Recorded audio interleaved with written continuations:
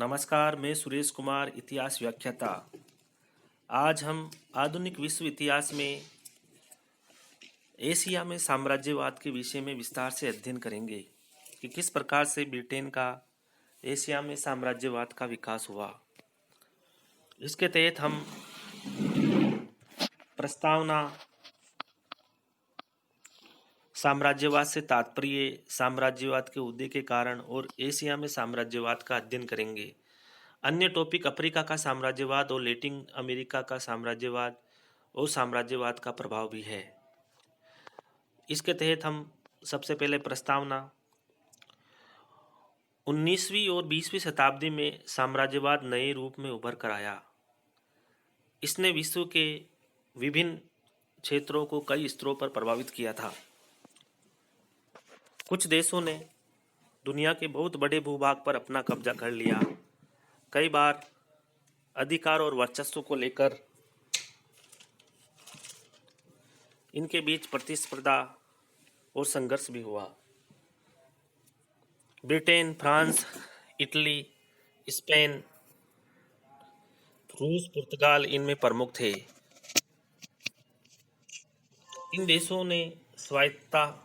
इन देशों ने सभ्यता के प्रसार एवं विकास की दुहाई दी। वास्तव में इसके पीछे इसके निहित स्वार्थ थे जो इनके द्वारा विजित किए गए क्षेत्रों से पूरे होते थे। इसका प्रमाण यह है कि जिन क्षेत्रों में इनका कब्जा रहा, वहाँ के निवासियों की सामाजिक, राजनीतिक एवं आर्थिक स्थिति शोचनीय होती गई। वे चौतरफा शोषण के शिकार हुए। एशिया, अफ्रीका एवं लैटिन अमेरिका के बहुत से देशों को साम्राज्यवाद का शिकार होना पड़ा। हम इस इकाई में साम्राज्यवाद के स्वरूप को समझेंगे तथा एशिया, अफ्रीका एवं लैटिन अमेरिका में इसके प्रसार का अवलोकन करेंगे, विशेष रूप से एशिया में। साम्राज्यवाद से तात्पर्य। साम्राज्यवाद शब्द अंग्रेजी के इंपीरियलिज्म शब्द का अनुवाद है। इंपीरियलिज्म शब्द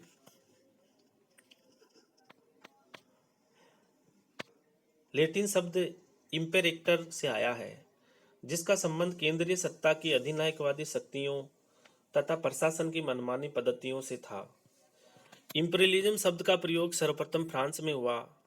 19वीं शताब्दी में प्रशासन की मनमानी पद्धतियों से था। इंपीरियलिज्म शब्द का प्रयोग सर्वप्रथम फ्रांस में हुआ। 19वीं शताब्दी के चौथे दशक में नेपोलियन के विस्तारवाद के लिए इस शब्द का प्रयोग किया गया और इसके बाद ब्रिटिश उपनिवेशवाद के संबंध में इसका प्रयोग किया जाने लगा। साम्राज्यवाद क्या है? इसे लेकर विद्वानों की अलग अलग राय है। कुछ विचारक मानते हैं कि एक देश द्वारा दूसरे देश पर आक्रमण करके और उसे जीतकर अपने साम्राज्य में मिला लेने की प्रक्रिया साम्राज्यवाद है। कुछ विद्वानों की राय है कि कृषि प्रधान देशों के ऊपर व्यावसायिक देशों की सत्ता स्थापित होना साम्राज्यवाद है। इस तरह हम देखते हैं कि साम्राज्यवाद की व्याख्या के संबंध में विद्वानों के मध्य पर्याप्त मतभेद है। विभिन्न विद्वानों ने साम्राज्यवाद को परिभाषित करते हुए कहा है कि लेनिन के अनुसार साम्राज्यवाद एक निश्चित आर्थिक व्यवस्था है जो पूंजीवाद के चरम विकास के साथ उत्पन्न होती है। चार्ल्स वियर्ड के मतानुसार साम्राज्यवाद वह होता है जिसमें एक देश की सरकार और कूटनीतिक मशीनरी दूसरी जाति के लोगों के प्रदेशों, रक्षित राज्यों तथा प्रभाव क्षेत्रों को प्राप्त करने के लिए प्रयत्नशील हो जाती है और अपने लिए औद्योगिक, व्यापारिक एवं धन लगाने के अवसरों को बढ़ाने का कार्य करती है। पार्कर टी मून के शब्दों में साम्राज्यवाद का अर्थ गैर यूरोपीय जातियों पर उनसे सर्वथा भिन्न यूरोपीय राष्ट्रों के शासन से है। उपयुक्त मतों के आधार पर साम्राज्यवाद वह प्रभुत्व भावना है जिसके वशीभूत होकर एक शक्तिशाली देश अपने से कमजोर देशों पर अपना अधिकार एवं शासन स्थापित करता है। वह इन देशों से अधिक लाभ उठाने का प्रयास भी करता है। साम्राज्यवाद के इतिहास को दो भागों में विभाजित किया जाता है। प्राचीन साम्राज्यवाद एवं नवीन साम्राज्यवाद। प्राचीन साम्राज्यवाद का मुख्य आधार वाणिज्यवाद था। इसके अंतर्गत साम्राज्यवादी देशों का लक्ष्य व्यापार एवं उद्योगों के द्वारा अधिक से अधिक सोना चांदी प्राप्त करके अधिक से अधिक लाभ कमाना था। उपनिवेशों के हो रहे आर्थिक शोषण के कारण इसे आर्थिक साम्राज्यवाद के नाम से भी जाना जाता है।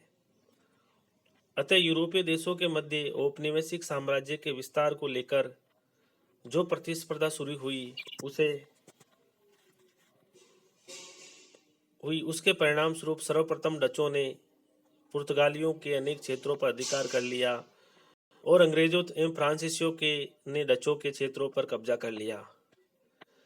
सप्तवर्षीय युद्ध 1757 से 1763 के कारण उत्तरी अमेरिका फ्रांस के नियंत्रण से मुक्त होकर इंग्लैंड के अधिकार में आ गया। तो 1776 ईस्वी में उत्तरी अमेरिका के 13 उपनिवेश इंग्लैंड के शासन से मुक्त होकर स्वतंत्र हो गए। इसी क्रम में 1822 ईस्वी में ब्राजील भी पुर्तगाल से एवं 1810 से ईस्वी से 1824 ईस्वी के मध्य स्पेन के कई उपनिवेश स्वतंत्र हो गए। इसके अतिरिक्त मुक्त व्यापार तथा हस्तक्षेप की नीति के कारण वाणिज्यवादी विचारधारा का पतन होने लगा, जिसके परिणाम स्वरूप औपनिवेशिक साम्राज्य की जड़ें हिल गई। 1870 ईस्वी के पश्चात नवीन साम्राज्यवाद का उदय हुआ, जिसका उद्देश्य अपने उपनिवेशों से आर्थिक लाभ प्राप्त करना ही नहीं था, वरन राजनीतिक शक्ति का प्रसार करके अपने देश की निरंतर बढ़ती जनसंख्या के लिए नवीन भूभाग भी प्राप्त करना था। इस दिशा में औद्योगिक क्रांति ने भी महत्वपूर्ण भूमिका निभाई, क्योंकि औद्योगिक विकास के परिणाम स्वरूप आवश्यकता से अधिक उत्पादन के कारण तैयार माल की खपत हेतु नवीन बाजारों की आवश्यकता ने इन यूरोपीय देशों को औपनिवेशिक विस्तार की नीति अपनाने हेतु प्रेरित किया। नवीन साम्राज्यवाद के फलस्वरूप 19वीं सदी के अंत तक एशिया और अफ्रीका के अधिकांश देशों पर यूरोपीय राज्यों का प्रभुत्व स्थापित हो गया। अब नेक्स्ट पढ़ेंगे हम साम्राज्यवाद के उदय के कारण। साम्राज्यवाद के उदय के बहुत से कारण थे, जिनमें निम्न प्रमुख है। अतिरिक्त उत्पादन। मध्यकाल में कुटीर उद्योगों द्वारा उत्पादन बहुत छोटे पैमाने पर होता था, जिसके कारण तैयार माल की खपत सरलता से उसी देश में हो जाती थी। परंतु मशीनीकरण के कारण उत्पादन इतना बढ़ गया कि तैयार माल को बेचने के लिए नवीन बाजारों की आवश्यकता ने जन्म ले लिया, जिसके परिणाम स्वरूप साम्राज्यवादी भावना का विकास हुआ। इस क्रम में इंग्लैंड, फ्रांस, जर्मनी, इटली एवं संयुक्त राज्य अमेरिका ने अपने माल को बेचने के लिए एशिया, अफ्रीका एवं लैटिन अमेरिका के अनेक प्रदेशों पर अधिकार स्थापित किया। इस प्रकार औद्योगिक क्रांति के परिणाम स्वरूप अतिरिक्त उत्पादन ने साम्राज्यवाद के उदय में महत्वपूर्ण भूमिका निभाई। नेक्स्ट है कच्चे माल की आवश्यकता। औद्योगिकरण के फलस्वरूप उत्पादन में वृद्धि के कारण कच्चे माल की आवश्यकता दिनों दिन बढ़ती जा रही थी। उद्योगों के लिए रबर, टिन, टंगस्टन, मैंगनीज, कपास आदि अनेक प्रकार के कच्चे पदार्थ की निरंतर बढ़ती मांग की पूर्ति का एकमात्र साधन उपनिवेश स्थापित करना था। अतः इन औद्योगिक देशों ने उन क्षेत्रों की ओर रुख किया जहां उन्हें कच्चा माल अधिक मात्रा में एवं सस्ते मूल्यों पर मिल सके। इस दिशा में एशिया, अफ्रीका एवं लैटिन अमेरिका में उपनिवेश स्थापित कर यूरोपीय देश कच्चा माल जैसे कपास, रबर, नील, चाय, कॉफी, तंबाकू, खाद्यान्न, चीनी, कोयला लोहा, टिन, सोना, तांबा, तिलहन, पेट्रोल आदि सरलता से प्राप्त करने लगे। इसके अतिरिक्त बहुत से देशों में खाद्य पदार्थों की मांग बढ़ने लगी थी। चूंकि इन औद्योगिक देशों की अधिकांश जनता औद्योगिक कार्यों में संलग्न थी एवं कुछ देशों के पास कृषि हेतु पर्याप्त संसाधन का अभाव था, अतः इसकी पूर्ति भी उपनिवेशों द्वारा सरलता से की जा सकती थी। अतिरिक्त पूंजी निवेश। औद्योगिकरण के परिणाम स्वरूप यूरोप में पूंजीवाद का विकास हुआ। मशीनीकरण के कारण वस्तुओं का उत्पादन कम लागत में अधिक मात्रा में होने के कारण लाभांश की मात्रा में वृद्धि हुई। इस लाभांश को यदि यूरोपीय देशों में पुनः लगाया जाता तो बहुत कम मात्रा में ब्याज मिलता।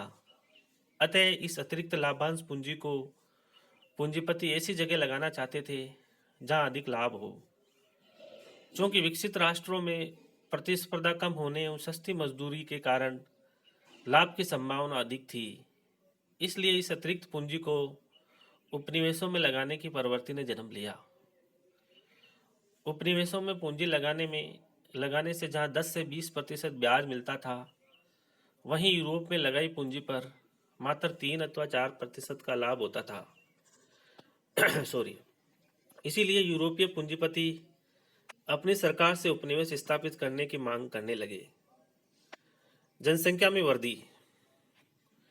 साम्राज्यवाद के उदय का एक कारण बढ़ती हुई जनसंख्या को एशिया एवं अफ्रीका को कम जनसंख्या वाले प्रदेशों में बसाना भी था।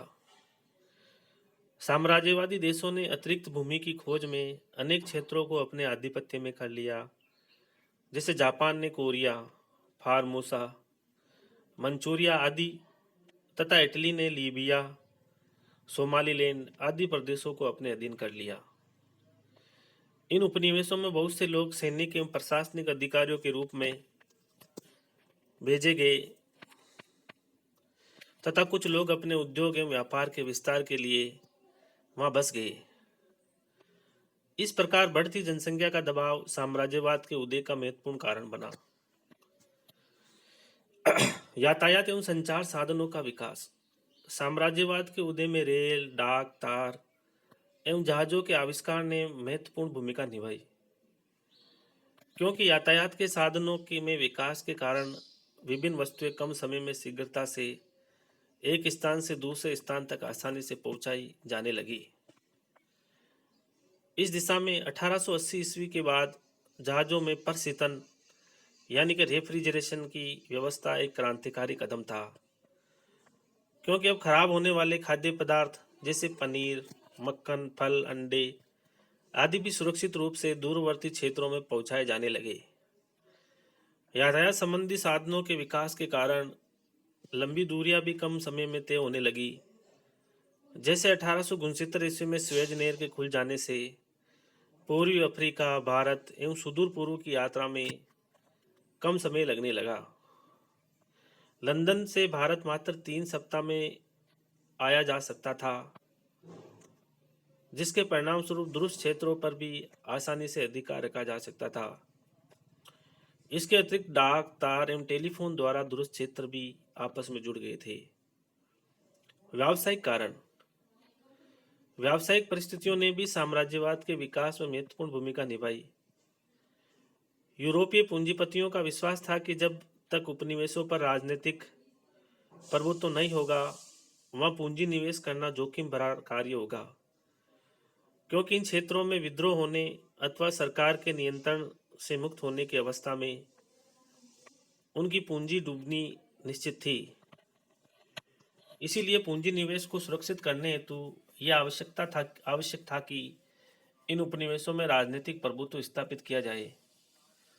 फ्रांस द्वारा उत्तरी अफ्रीका स्थित मोरक्को, जो फ्रेंच मोरक्को बन गया था, इस राजनीतिक प्रभुत्व का परिचायक था। सैनिकवाद। सैनिकवाद के कारण भी उपनिवेशवाद का उदय हुआ, क्योंकि औपनिवेशिक प्रतिस्पर्धा, राजनीतिक प्रभुत्व, शांति एवं व्यवस्था बनाए रखने हेतु सेना की आवश्यकता थी। अतः शक्तिशाली सेना बनाने के लिए सैनिकों की संख्या में वृद्धि के साथ साथ सैनिक अधिकारियों की पदोन्नति एवं उच्च पदों की संख्या में वृद्धि भी अवश्यंभावी हो गई थी। अतः सैनिक वर्ग भी साम्राज्यवादी भावना का समर्थक था। राजनीतिक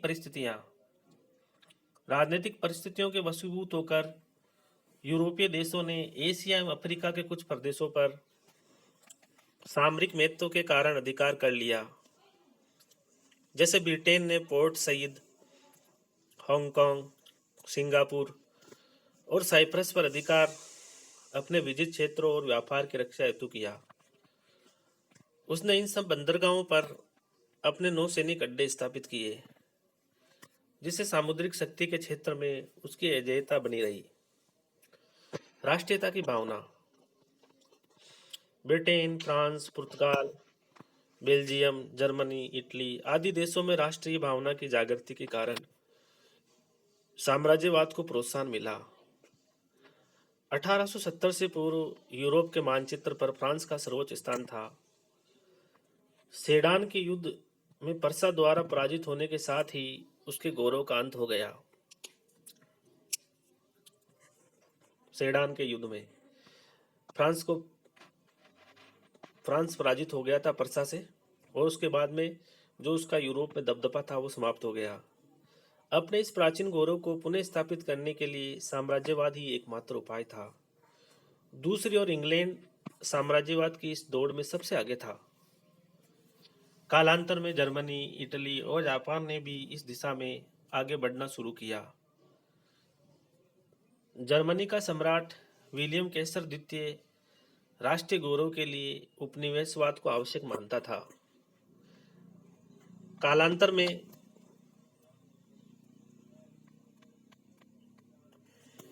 इन यूरोपीय देशों के मध्य साम्राज्य विस्तार हेतु प्रतिद्वंद्विता इतनी बढ़ गई जिसकी परिणति प्रथम विश्व युद्ध के रूप में हुई।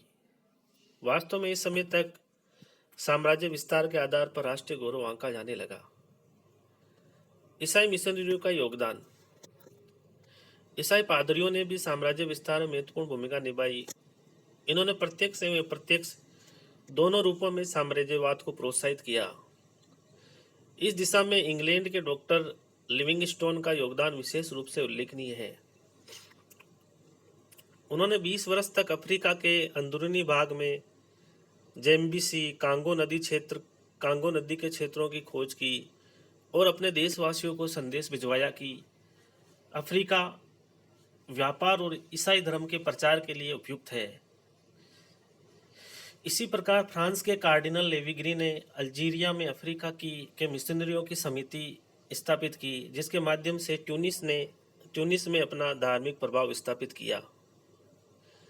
इससे फ्रांस को ट्यूनिस पर अधिकार करने में सहायता मिली। बेल्जियम के पादरियों ने भी कांगो के क्षेत्रों में अपने राज्य का प्रभाव स्थापित करने के लिए पृष्ठभूमि तैयार की। धर्म प्रचारकों ने इन क्षेत्रों में ईसाई धर्म प्रचार और प्रसार के साथ साथ अपने देश के राजनीतिक एवं आर्थिक साम्राज्य की वृद्धि के लिए भी प्रयत्न किया। सभ्यता का प्रसार। यूरोपीय लोगों का विश्वास था कि उनकी सभ्यता विश्व की सर्वोत्कृष्ट सभ्यता है। इस दिशा में ईसाई धर्म प्रचारकों ने पिछड़े हुए क्षेत्रों में सुधार कार्य प्रारंभ किए। यद्यपि कुछ लोगों ने यह कार्य निस्वार्थ भावना से किया, परंतु अधिकांश यूरोपीय राज्यों ने इन परोपकारी एवं मानवतावादी प्रयत्नों की आड़ में अपना साम्राज्य विस्तार किया।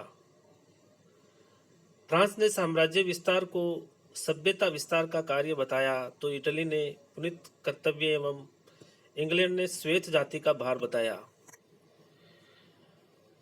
फ्रांस ने साम्राज्य विस्तार को सभ्यता के विस्तार का कार्य बताया, ठीक है ना। इटली ने पुनीत कर्तव्य बताया और इंग्लैंड ने श्वेत जाति यानी कि व्हाइट बर्डन, श्वेत जाति का भार बताया। भौगोलिक खोजकर्ता। 19वीं शताब्दी में अनेक साहसिक खोजकर्ता हुए जिन्होंने नए नए उपनिवेशों की खोज की। इन भौगोलिक अन्वेषकों ने भी साम्राज्यवाद के प्रसार में योगदान दिया। Burton, Speke, Henry, Karl Peters, Baker, Morton Stanley, Livingstone, Gustav Nachtigal ने इस दिशा में महत्वपूर्ण योगदान दिया। इंग्लैंड के मार्टन स्टेनली ने कांगो क्षेत्र की खोज की तो जर्मनी के कार्ल पीटर्स ने पूर्वी अफ्रीका के अनेक क्षेत्रों की। यानी कि इंग्लैंड के मार्टन स्टेनली ने कांगो क्षेत्र की खोज की थी तो जर्मनी के कार्ल पीटर्स ने पूर्वी अफ्रीका में अनेक क्षेत्रों की खोज की। फ्रांस के दू चालू एवं डी ब्राजा ने अफ्रीका के भूमध्य रेखीय क्षेत्र की खोज की तो कैमरून और टोगालैंड को जर्मन उपनिवेश बनाने का श्रेय गुस्टाव नाक्टिगाल को दिया जाता है। एशिया में साम्राज्यवाद। एशिया में साम्राज्यवाद का व्यापक स्वरूप रहा। अनेक देशों ने अपने निहित स्वार्थों की पूर्ति के लिए एशिया में अपने साम्राज्य का विस्तार किया। मध्य एवं पश्चिमी एशिया में साम्राज्यवाद की स्थापना को लेकर रूस और ब्रिटेन में कड़ी प्रतिस्पर्धा रही। रूस को ऐसे बंदरगाहों की आवश्यकता थी जो वर्ष भर खुले रहे। अपने इसी उद्देश्य की पूर्ति के लिए वह दक्षिण की ओर टर्की की राजधानी कुस्तुनतुनिया को अपने अधिकार में करना चाहता था। यानी कि टर्की की राजधानी कुस्तुनतुनिया को अपने अधिकार में करना चाहता था और पश्चिम में अटलांटिक महासागर के तट पर बंदरगाह अधिकृत करना चाहता था। रूस को प्रशांत महासागर के तट पर व्लादिवोस्टोक बंदरगाह की नींव रखने में सफलता भी मिल गई। मध्य एशिया में उसने ताशकंद, समरकंद, खीवा और खोशकंद पर कब्जा कर लिया था और उसकी सीमाएं अफगानिस्तान से जा मिली थी। उसके इस बढ़ते साम्राज्य से ब्रिटेन चिंतित हो उठा, क्योंकि इस समय तक भारत और श्रीलंका में ब्रिटेन के मजबूती से पैर जम चुके थे। रूसी साम्राज्य के बढ़ते प्रसार ने उसे चिंतित कर दिया और वह उसे रोकने का उपाय करने लगा। इस क्रम में सर्वप्रथम उसने अफगानिस्तान के शासक शाह दोस्त मोहम्मद को सत्ता से हटाकर शाह शुजा को शासक बनाया, लेकिन शीघ्र ही उसकी हत्या हो गई और 1842 ईस्वी में दोस्त मोहम्मद एक बार पुनः अफगानिस्तान का शासक बन गया। इसके उपरांत लंबे समय तक अंग्रेजों ने अफगानिस्तान के प्रति निष्क्रियता की नीति का पालन किया। 1878-79 ईस्वी में अंग्रेजों ने अफगानिस्तान पर आक्रमण किया, जिसके फल परिणाम स्वरूप वहां का शासक शेर अली मारा गया और अंग्रेजों ने अपने इशारे पर चलने वाले उसके पुत्र याकूब खां को नया शासक नियुक्त किया। 1881 ईस्वी में रूस ने तुर्किस्तान पर विजय प्राप्त की और 1884 ईस्वी में मारू पर। इससे ब्रिटेन और रूस के बीच स्थिति काफी तनावपूर्ण हो गई और अंततः दोनों ने मिलकर 1885 ईस्वी में अफगानिस्तान की सीमा का निर्धारण कर लिया, जिसके परिणाम स्वरूप शांति स्थापित हो सकी। पश्चिमी एशिया में रूस एवं ब्रिटेन दोनों ने फारस पर अपना प्रभुत्व स्थापित करने का प्रयास किया और इसको लेकर दोनों देशों में कड़ी प्रतिस्पर्धा रही और आखिरकार 1907 में दोनों के मध्य एक समझौता हुआ, जिसके अनुसार दक्षिणी भाग को ब्रिटेन का प्रभाव क्षेत्र एवं उत्तरी भाग को रूस का प्रभाव क्षेत्र स्वीकार किया गया और मध्य फारस में दोनों को कार्य करने की स्वतंत्रता मिली। ब्रिटेन ने बर्मा, तिब्बत और सिक्किम को भी अपने साम्राज्य में मिला लिया। सुदूर पूर्व में चीन और जापान लंबे समय तक यूरोपीय साम्राज्यवाद के प्रभाव से बचे रहे, लेकिन अफीम युद्धों में चीन को साम्राज्यवादी प्रभाव को स्वीकार करने के लिए विवश कर दिया। प्रथम अफीम युद्ध के बाद उसे हांगकांग का क्षेत्र ब्रिटेन को देना पड़ा, यानी कि प्रथम अफीम युद्ध के बाद चीन को हांगकांग का क्षेत्र ब्रिटेन को देना पड़ा और यूरोपीय देशों के लिए व्यापार हेतु अपने बंदरगाहें खोलने पड़े। इसी तरह रूस ने कई क्षेत्रों को अपने अधिकार में कर लिया। 1884 ईस्वी में फ्रांस ने भी अनाम पर कब्जा कर लिया और चीन को अपनी संप्रभुता के दावे का त्याग करना पड़ा। एकमात्र एशियाई देश जापान ने यूरोपीय देशों और अमेरिका के साथ संधियां कर ली और ताकत इकट्ठी करके साम्राज्यवाद की राह पर चल पड़ा। 1874 ईस्वी में उसने चीन के लूचू द्वीप समूह पर कब्जा कर लिया। 1894-95 ईस्वी में चीन और जापान के बीच युद्ध हुआ, जिसमें चीन पराजित हुआ और कई क्षेत्रों में उसे जापान के अधिकार को स्वीकार करना पड़ा। 1897 ईस्वी में जर्मनी ने चीन को के तिसिंगताओ बंदरगाह व कियाओ चाउ की खाड़ी पर कब्जा कर लिया। साम्राज्यवादी देशों ने चीन के विभिन्न क्षेत्रों पर कब्जा कर लिया। 1900 ईस्वी में चीनियों ने एक राष्ट्रीय आंदोलन की भूमिका की, जिसे बक्सर आंदोलन के नाम से जाना जाता है। बक्सर आंदोलन का संबंध चीनियों से है, लेकिन इस आंदोलन को जापान, अमेरिका, जर्मनी, फ्रांस और ब्रिटेन की सम्मिलित सेनाओं ने बुरी तरह कुचल दिया। लेकिन दिनों दिन इसका प्रभाव चीन पर बढ़ता गया। इंडोनेशिया द्वीप समूह को ईस्ट इंडीज कहा जाता था। इस द्वीप समूह में जावा, बाली, सुमात्रा, तिमोर, बोर्निया, फ्लोरेंस, सोम्बला आदि क्षेत्र आते थे। सर्वप्रथम पुर्तगालियों ने 1511 ईस्वी में मलक्का पर अधिकार किया, क्योंकि यह व्यापारिक और राजनीतिक दृष्टि से महत्वपूर्ण था। पुर्तगालियों के बाद 17वीं शताब्दी में इस पर डच व्यापारियों का आधिपत्य हो गया। बाद में फ्रांस और ब्रिटेन के मध्य शत्रुता के फलस्वरूप 1811 ईस्वी से 1819 ईस्वी तक ये द्वीप ब्रिटेन के नियंत्रण में रहे। इसके अलावा ब्रुनेई और सरावाका द्वीप भी ब्रिटिश आधिपत्य में आ गए, जो रबड़ उत्पादन के लिए विकसित किए गए थे। इसके अतिरिक्त न्यू गिनी के एक भाग पर भी ब्रिटेन का प्रभुत्व कायम हुआ। इसी प्रकार मलाया के नियंत्रण होने का अर्थ था पूर्वी एवं दक्षिणी पूर्वी क्षेत्र में प्रभुत्व कायम रखना। संभवतः इसीलिए मलाया के जलडमरू मध्य में स्थित सिंगापुर को अंग्रेजों ने अपनी जल सेना का प्रमुख केंद्र बनाया। 1824 ईस्वी में सिंगापुर स्थायी रूप से अंग्रेजों के अधिकार में आ गया। कंबोडिया, लाओस और वियतनाम हिंद चीन प्रायद्वीप में आते हैं। कंबोडिया, लाओस और वियतनाम हिंद चीन प्रायद्वीप में आते हैं। 19वीं सदी के शुरुआत में फ्रांस ने वियतनाम में औपनिवेशिक शासन स्थापित करने का कार्य शुरू कर दिया।